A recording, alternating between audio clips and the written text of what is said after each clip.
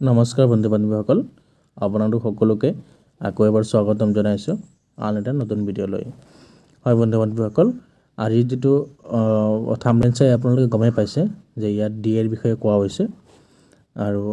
DA যেটো আপোনাৰ 34% লৈ বৃদ্ধি কৰিছে অসম চৰকাৰৰ ফালৰ পৰা তেন্তে বলক আমি চাও আজিৰ বিষয়ে কি নোটিছ আছে সব বন্ধু বান্ধৱীসকল এই নোটিছখন আহিছে আপোনাৰ APGCL অৰ্থাৎ আসাম পাৱাৰ জেনাৰেশ্যন কৰ্পোৰেচন লিমিটেডৰ ফালৰ পৰা আৰু এই নোটিছখন আপোনাৰ জাৰি কৰিছে 4 April 2022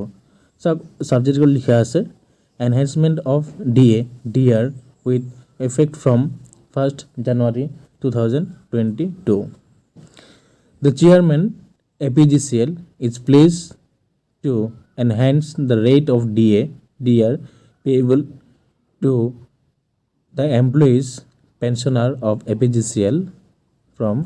1st January 2022 as mentioned below.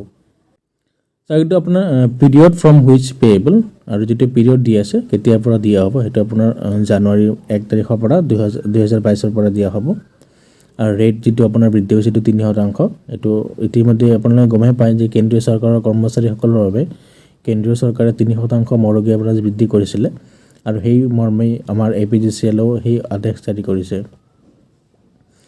আৰু আপোনাৰ ৰেটটো হ'ব এতিয়া আপোনাৰ 34% আৰু সগিয়াত 3 নম্বৰ এটা কথা লিখিছে the DR for the month of April 2022 will be paid with the salary for the month of April 2022 to be paid in May 2022 and every month thereafter অর্থাৎ ইয়াত কোৱা হৈছে যে যেটো আপোনাৰ বৃদ্ধি কৰা দিয়ে এটো আপোনাৰ এপ্ৰিল মাহৰ স্যালাৰিৰ লগত পৰা দি থাকিব যেটো আপোনাৰ মে মাহত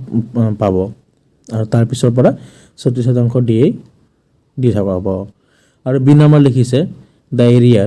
of DADR for the month of January to March অর্থাৎ যেতিয়া আপোনাৰ ডিএ টো এপ্ৰিল মাহৰ পৰা যেতিয়া লাগিব তেতিয়া আপোনাৰ জানুৱাৰী ফেব্ৰুৱাৰী মাৰ্চ 3 মাহৰ আপোনাৰ এৰিয়াৰ হৈ থাকিব পেন্ডিং থাকিব আৰু সেই পইচাটো will be paid before the ensuing Bohag Bihu তো এটা কথা ভাল লাগিছে যে অসমৰ আমাৰ ৰঙালী বিহুৰ পূৰ্বে যেটো আপোনাৰ APGCL কৰ্মচাৰী আছে সেই সকলো যিমানখিনি ডিএ হয় এটা আপোনাৰ বহাগ বিহুৰ পূৰ্বে এই এৰিয়াৰ যে ডিএ আছে হেতু দিবলৈ এক আদেশ জাৰি কৰিছে হয় বন্ধু বান্ধৱীসকল আমি আশাবাদী যে অসম চৰকাৰৰ বিত্ত বিভাগৰ ফালৰ পৰা অতি সোনকালে আমাৰ 3% ডিএ বৃদ্ধিৰ বিষয়ে অৰ্ডাৰ জাৰি কৰিব আৰু আমিও হয়তো এপ্ৰিল মাহৰ পৰাই 34% ডিএ লাভ কৰিবলৈ সক্ষম হ'ম আৰু আমি আশা কৰিছো যে বিহুৰ পূৰ্বে আমি এই ভাল খবৰটো পাবলৈ সক্ষম হ'ম আমি অসম চৰকাৰৰ ফালৰ পৰা তো বন্ধু বান্ধৱীসকল আজি ভিডিঅ'টি ইমানখিনি আছিল ভাল লাগিলে লাইক শেয়াৰ আৰু সাবস্ক্ৰাইব কৰি দিব আৰু নিজৰ বন্ধুবৰ্গৰ মাজত ভিডিঅ'টো শেয়াৰ কৰি দিব ধন্যবাদ বন্ধু বান্ধৱীসকল জয় অসম